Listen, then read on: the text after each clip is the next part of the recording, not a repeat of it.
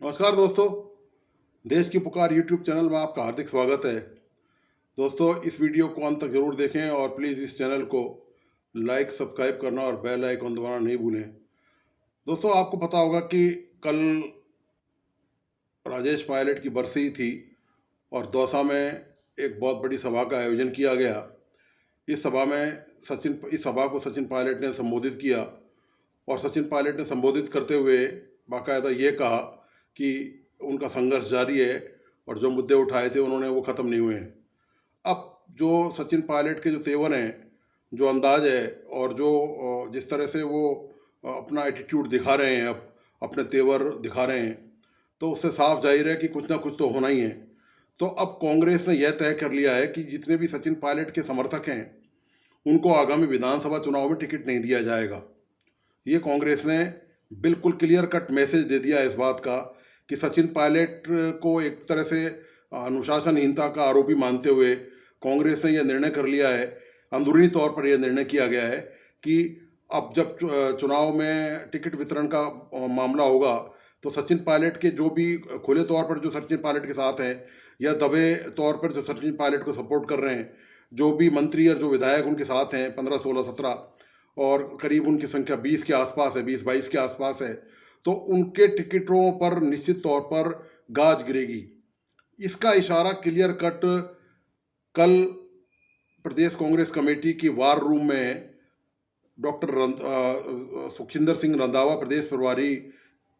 के संयोजन में जो बैठक हुई है उसमें ये क्लियर कर दिया गया है कि जो कैंडिडेट्स हैं, जो जिनको टिकट दिया जाएगा, उनकी जो मापदंड है टिकट के, उसमें एक मेजर मापदंड, एक बड़ा मापदंड यह भी रहेगा कि उनकी पार्टी के प्रति निष्ठा क्या है। मतलब यदि ये तमाम जो वो विनिंग कैंडिडेट है वो जीत सकता है उसकी जाति की इक्वेशंस, जाति के समीकरण उसके सही हैं, उसका एक लंबा अनुभव है, यदि वह प्रत्याशी पिछला हारा हुआ है या जीता हुआ है, ये तमाम बातें होने के बावजूद भी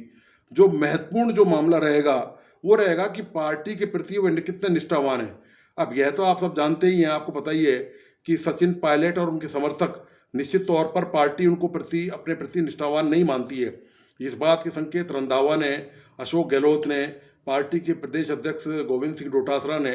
कई बार दिए हैं।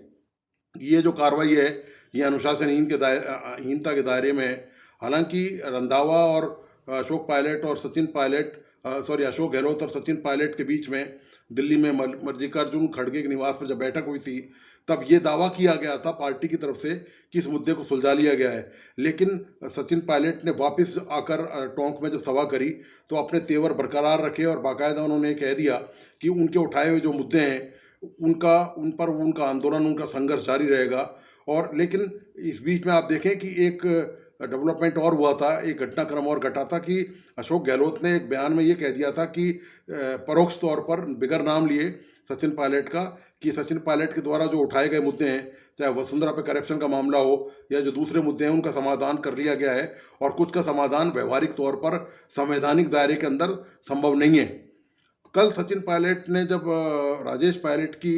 बरसी पर जब सभा करी और उसमें संबोधन दिया अपना, तो उन्होंने साफ तौर पर कह दिया कि वे भ्रष्टाचार के मामले को लेकर कोई समझौता नहीं करेंगे। उनके पिता ने भी कोई समझौता नहीं किया। वे आदर्श और सिद्धांत की राजनीति और जनहित की जो राजनीति है, देश के युवाओं के लिए वे कुछ भी कर गुजरेंगे। और इससे बिल्कुल उनके क्लियर कट जो तेवर हैं, उनकी जो तल्ख टिप्पणियाँ थी, उससे इस बात का अंदाज़ा बिल्कुल निश्चित तौर पर लगाया जा सकता है कि सचिन पायलट की पटरी किसी भी हालत में कांग्रेस में बैठने वाली नहीं है। लेकिन सचिन पायलट खुद अलग पार्टी नहीं बनाकर कांग्रेस को ये मौका नहीं देना चाहते, खासतौर से मुख्यमंत्री अशोक गहलोत को, कि देखिए हम पहले ही कहते थे कि अनुशासनहीन है और ये पार्टी छोड़ के जाएंगे, पहले भी छोड़ चुके हैं। सचिन पायलट चाहते हैं कि पार्टी जो भी कुछ करे वे पार्टी उनके खिलाफ कोई कार्रवाई करे ताकि उनको कहने का मौका मिले कि देखिए मैंने भ्रष्टाचार का मुद्दा उठाया, मैंने करप्शन का मामला उठाया, मैंने युवाओं को रोजगार देने का मामला उठाया, तो अशोक गहलोत गुट ने मेरे खिलाफ कार्रवाई करवा दी है, ताकि इससे सचिन पायलट को निश्चित तौर पर राजनीतिक माइलेज मिलेगा, फायदा होगा। और अब यही देखना बाकी है कि अब आगामी कुछ दिनों में सचिन पायलट ने जो मुद्दे उठाए थे कल अपने पिता की बरसी के दौरान, तो वे उसको किस तरह से अब आगामी फेज में क्या उनकी रणनीति रहती है, वे उसको किस तरह से अपनाते हैं, क्या वो धरने आंदोलन की प्रदर्शन लेंगे? क्या वो जैसा उन्होंने कहा था कि वो अपनी संघर्ष यात्रा प्रदेश में जारी रखेंगे? हालांकि आला कमान से मीटिंग के बाद वह यात्रा उन्होंने स्थगित कर रखी थी, लेकिन अब नई क्या रणनीति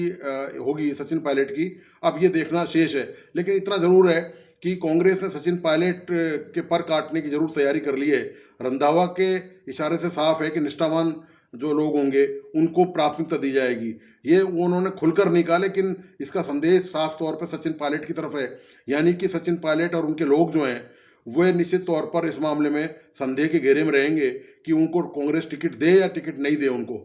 तो दोस्तों, आपको आज का ये विश्लेषण कैसा लगा? प्लीज़ इस वीडियो को अंत तक ज़रूर देखें और अपने इस चैनल को लाइक सब्सक्राइब करना और बेल आइकॉन दबाना नहीं भूलें। धन्यवाद, नमस्कार।